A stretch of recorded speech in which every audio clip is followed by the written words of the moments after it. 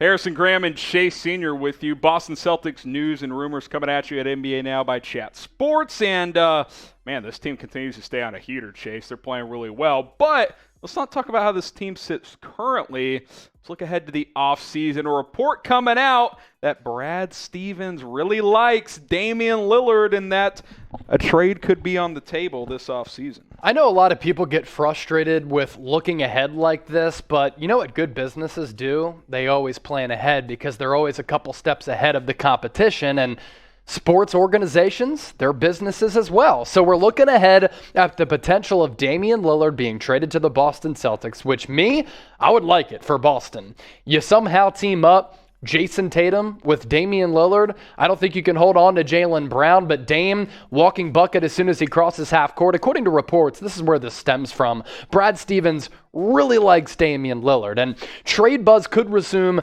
this offseason, even though Chauncey Billups has done a sneaky good job with Portland without Dame in the lineup, and now that CJ McCollum has been traded. But Dame has maintained, I want to stay in the Pacific Northwest. Yep. I want to stay with the Portland Trail Blazers, but things change over time, right? I mean, he seems pretty adamant, but you never know how things are going to play out long term. Here's what an NBA executive told Heavy.com about this situation. Brad has a soft spot for him, being Damian Lillard. He is a favorite of his, small college guy, such a hard worker. They have put themselves in a position to make a move like that. They can build a package around Derrick White, Marcus Smart with Daniel Theis and Aaron Nesmith, and a draft pick.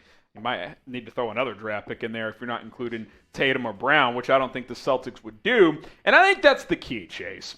If you can get Damian Lillard while keeping Jayson Tatum or Jaylen Brown, let's go. Yeah. That's the dream right there, because then you got a guy in Dame who's just an absolute killer. You've got a young killer in Jayson Tatum, and then you got Jaylen Brown, who's one of the best two-way guys in the NBA as a defender and, of course, as a scorer also. I mean, if he's your number 3, you're living right, because Jaylen Brown is a terrific young player. I think that threesome could really work together in Boston if they were able to pull it off. Again, anything around Dame is really up to him. I think if Dame went to Portland and was like, hey, it's been a great run, but I want to get traded, they would do that because they love him that much. But he continues to maintain that he wants to make it happen with the Portland Trail Blazers. He's, one of the best players of his generation. There's no doubt about that, as he's averaged 24 points over his entire career, Chase. As much as I would like to see him win a title in Portland, and I admire how loyal he's been and how he's tried to make it happen there, I just don't think it's going to. And maybe that's unfair of me to doubt what they could do and what he could pull off up there, but I just don't see it, man. He's not getting any younger. If he wants to win and win big, I think it's going to have to be elsewhere. Yeah, look, Damian Lillard is a spectacular basketball player. He's going to go down in history as one of the best offensive players of all time. He's been to many All-Star games. He's had accolades. Doesn't have an MVP trophy.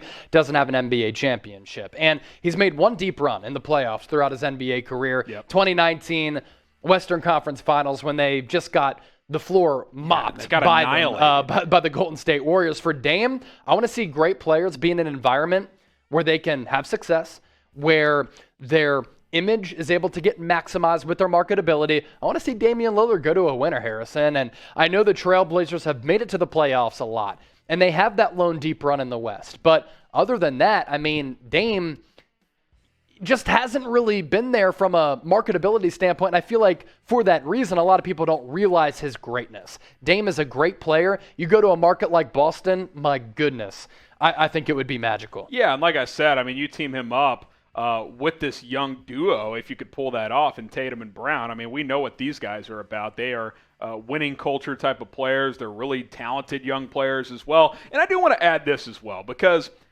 Portland it's not like he's dealing with the franchise that's like Sacramento, right? Like, Portland's done a lot of good things. They just haven't been able to get enough good talent around him. This isn't a dysfunctional franchise. Terry Stotts was a good coach there for a very long time. I think Billups can be a good coach. I'm just saying, he's been there for a decade. He's in his 30s now. He's given it a go. It's not like after 4 years he's punking out and he wants to try it somewhere else. He's been loyal. Like, if he wants to leave all of a sudden, I'm not going to all of a sudden say his loyalty wasn't real. Like, he's been as real as it gets when it comes to trying to make it happen in Portland. I just think that, at the end of the day, it's hard to win a championship. And there's a reason players end up wanting to go to the Lakers or to the Celtics or to, these other teams, the Miami Heat, the Spurs when they were on their run, because those teams win. Like, those are the teams that are winning titles. Very rarely is it like last year, Chase, where, it's homegrown Milwaukee, like winning a title around their superstar. Sure, the Warriors kind of were able to do that. The Spurs did it for a while. I think that's come and gone for Portland. I don't see them hitting on a few drafts here and getting enough talent around Dame, at least not while he's still an elite player. Yeah, no, I agree with you. I will say this. You can't split up this duo right now. So if you're going to trade for him, it can't be for one of these guys. Yeah, and look, we never took seriously the rumblings earlier on this year about breaking up JT and JB. They're just way too good. And at some point, they were going to work it out. You also have to factor in that Ime Udoka is a first-year head coach. So give him at least a year to try to see how he can make this offense work. Now, from the NBA bubble and the conference championship appearance up until this recent hot streak, they were about a 500 basketball team. Yeah. That's not going to cut it in Boston for one of the most successful franchises in the sports history. But now they've been humming, and I ain't breaking up that tandem. No, not currently. There's no way. Should the Celtics trade for Dame this offseason? Again, if you can do it without Tatum or Brown being gone, I'm all in. Type T for trade, P for pass, and let us know. Also, St. Patrick's Day is almost here. You got a couple of weeks to load up on some green gear, and you get some Celtics gear at that link down below, chatsports.com/Celtics green. We got T-shirts. We got this sweet-looking hat, by the way. And by the way, the Celtics, I mean, the theme, it just writes itself. I mean, if you don't have St. Patty's Celtics gear applies for all year. Yeah, I mean, you can wear it in freaking October. No one's going to call you out. chatsports.com/Celtics green. Ladies gear as well. If you want to get something for your lady, maybe she's got a birthday coming up or whatever it is, go pick that up. I love the long sleeve look here as well. chatsports.com/Celtics green. You got to be rocking this gear on St. Patrick's Day. Let's get you guys up on the MVP race across the NBA. Chase, it's getting spicy, man. I'm really liking the level of play we're seeing from some of these guys. And by the way, we're going to focus on 5 players.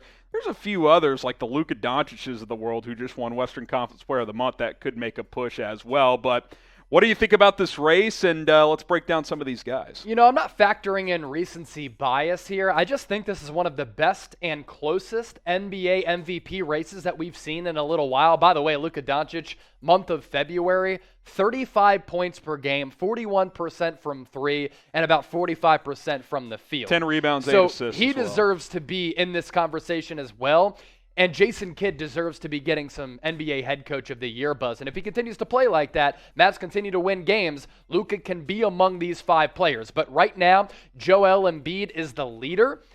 Nikola Jokic is right behind him at 3-1 odds. Giannis is sneakily having a fantastic year, right on par with his MVP prior seasons. And then Ja Morant, DeMar DeRozan have really climbed up the rankings the last couple of weeks. Last week we were saying they're not getting enough buzz. Now they finally are getting that respect because Ja and DeRozan, you take them away from their respective teams, they're not good basketball teams. Yeah, DeRozan just won Player of the Month in the East as well. And a quick note on Giannis, by the way.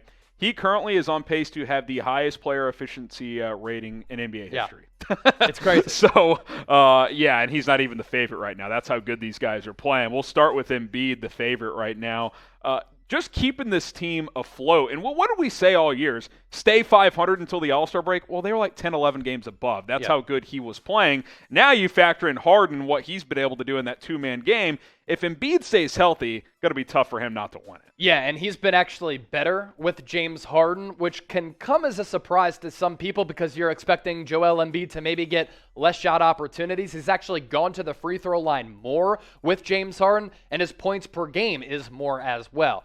I think when you talk about Joel Embiid winning the NBA MVP, you think about all of the distractions that happen with the Ben Simmons situation. Ben Simmons is a second-team All-Pro. He's a first-team All-Defender. To not have him all year and for the Sixers at the All-Star break to be as good as they were, really, really impressive in a very good Eastern Conference. What Embiid does offensively, defensively, shooting with his array of moves and skills on the offensive end, he's just been masterful. And last year, he finished runner-up to the Joker in NBA MVP. Right now, he has the edge. Let's hope he can stay healthy. And the Joker's been on a tear recently as well. He continues to improve as a rebounder specifically. I mean, 14 boards per game this year. He had a stat line recently, Chase, where he had 8 points but he had like 18 assists and like 16 rebounds or something like that. I mean, sometimes he's like, I don't feel like scoring tonight. I'll just drop 20 dimes on you. For a 7-footer, we've never seen it. There's a reason he won it last year. I thought it was garbage when Nick Wright said it was the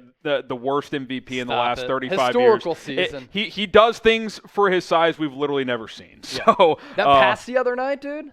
Oh my God! He's standing like this in the post, like the high post on the right wing, and he throws like a two-seam, two-handed pass over a 6'8" guy in the corner. Of course, the three was missed, but it's one of the greatest passes I've ever seen. Yeah. He's elite, and he's right there in the mix, as is Giannis. I just mentioned, Chase, the player efficiency rating, and, I mean, not surprising, right? When you're averaging 30, 11, and 6, your PER is going to be very high. And it's funny because I think people are overshadowing Giannis somehow because of the other masterful performances that we've seen in the NBA, maybe because he's coming off a season in which the Bucks won the NBA championship and the NBA Finals MVP for Giannis, and people have Giannis fatigue. I'm not sure, but this statistically has been one of the best years of his career. Now, maybe he's not getting that MVP love because the Bucks aren't a 1 or 2 seed in the Eastern Conference right now as of this recording, but Giannis has been absolutely spectacular.